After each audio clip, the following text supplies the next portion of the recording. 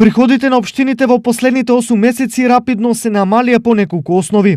Главно на општинските сметки помалку пари има поради помал процент наплатени даноци, комунални такси, но и продажба на градежно земјиште.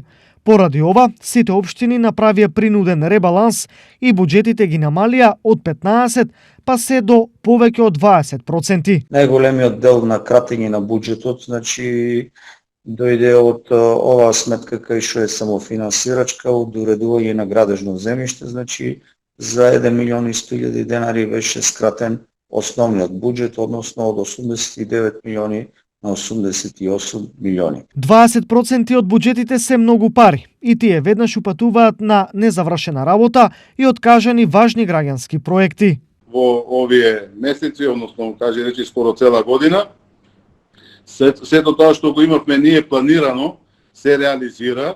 Последното што е планирано е изградбата на градскиот зелен пазар, кој што треба да почне во текот на овој месец.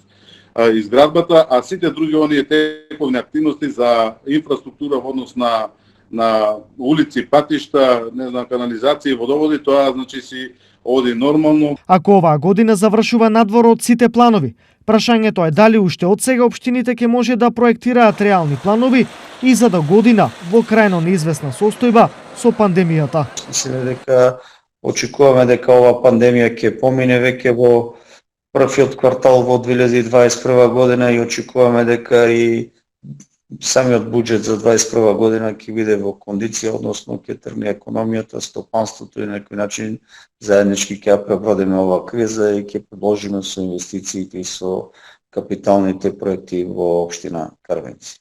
И мислам дека во 2021 година нема да имаме проблеми во однос на буџетот и реализација на капиталните проекти. Ако досега споменуваните проценти се пресметаат во пари, најголем губитник се општините со најголеми буџети. Така, само во делот капитални проекти Штипе пократок за 900.000, а Кочани за околу 700.000 евра.